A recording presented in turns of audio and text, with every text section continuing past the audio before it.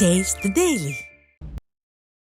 விழுப்புரம் மாவட்டம் திருவெண்ணைநல்லூர் அருகே உள்ள கூவாகம் கூத்தாண்டவர் கோவிலில் நடைபெற்ற சித்திரை திருவிழாவில் ஏராளமான திருநங்கைகள் தாலி கட்டிக்கொண்டு நேர்த்திக்கடன் செலுத்தினர். கூவாகம் கூத்தாண்டவர் கோவிலில் சித்திரை மாத திருவிழா கடந்த ஏப்ரல் 29ஆம் தேதி சாகை வார்த்தல் நிகழ்ச்சியுடன் தொடங்கியது. இந்த திருவிழாவில் கலந்து கொள்வதற்காக தமிழகம் மட்டுமின்றி கேரளா, கர்நாடகா உள்ளிட்ட பல்வேறு மாநிலங்களிலிருந்து ஏராளமான திருநங்கைகள் வந்திருந்தனர். இந்த திருவிழாவின் முக்கிய நிகழ்ச்சியான கோவில் பூசாரிகளிடம் திருநங்கைகள் தாலி கட்டி திருமணம் செய்து கொள்ளும் நிகழ்ச்சி சிறப்பாக நடைபெற்றது. இதில் ஏராளமான திருநங்கைகள் ஆடை அலங்காரத்துடன் பூசாரி கைகளில் தாலி கட்டி கொண்டனர்.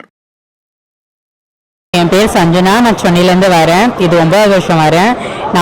எனக்கு கல்யாணம் ஆயிருக்கு. நான் 3வது வருஷம் தாலி கட்டிக்கிறேன். நான் ரொம்ப சந்தோஷமா இருக்கேன். இங்கே எங்கள் திருநங்கை நிறைய பேர் இருக்காங்க, நிறைய பொண்ணுங்க, பசங்க, அம்மாங்க நிறைய பேர் இருக்காங்க. நான் ரொம்ப ஹாப்பியாக இருக்கேன். என்ன ஒன்றுனா இங்கே நிறைய ஜனமாக இருக்காங்க. இன்னும் கொஞ்சம் நிறைய வசதி பண்ணணும். 2வது வண்டி உள்ளே வர முடியல, ரொம்ப லாங்லேருந்து நடந்து வர்ற மாதிரி இருக்குது. எங்களுக்கு வண்டி உள்ளே வர்ற மாதிரி கொஞ்சம் அந்த வசதி பண்ணி கொடுக்கணும். மெயினாக எங்களுக்கு பாத்ரூம் இங்கே வேணும். எங்களை சுற்றி போக முடியல, நிறைய பசங்களாக இருக்காங்க, நிறைய பேர் இருக்காங்க.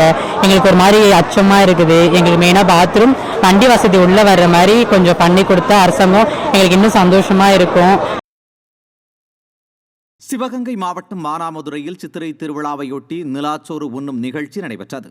சித்திரை திருவிழா இம்மாதம் 1ஆம் தேதி கொடியேற்றத்துடன் விமர்சையாக தொடங்கியது.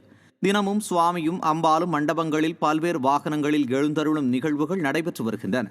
அதன் தொடர்ச்சியாக சித்ரா பௌர்ணமியை ஒட்டி வைகை ஆற்றில் சாமிகள் எழுந்தருளும் விழா நடைபெற்றது.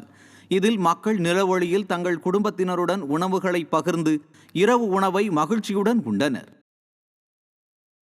கடலூர் மாவட்டம் சிதம்பரம் அருகே வல்லம்படுகை கிராமத்தில் கொள்ளிடம் ஆற்றின் கரையோரம் கொட்டப்படும் குப்பைகளால் சுகாதார சீர்கேடு ஏற்பட்டுள்ளது.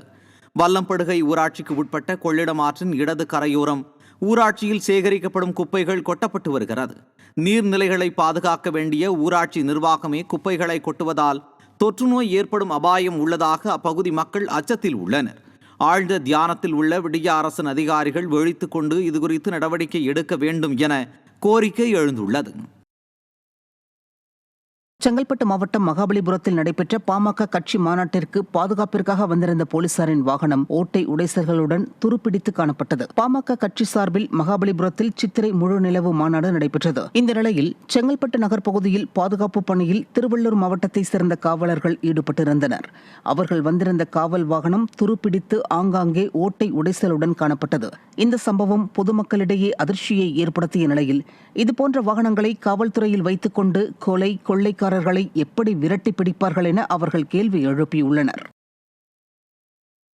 மதுரை மாவட்டம் உசிலம்பட்டி அருகே கழிவு நீரால் ஆபத்தான நிலைக்கு மாறிய சாலையை சீரமைக்க வலியுறுத்தி கிராம மக்கள் சாலை மறியலில் ஈடுபட்டனர். கொக்குடையான்பட்டி கிராமத்தில் முறையான சாக்கடை வசதி இல்லாததால் சாக்கடை கழிவுநீர் குடியிருப்பு பகுதி மற்றும் சாலையில் தேங்கி வருகிறது.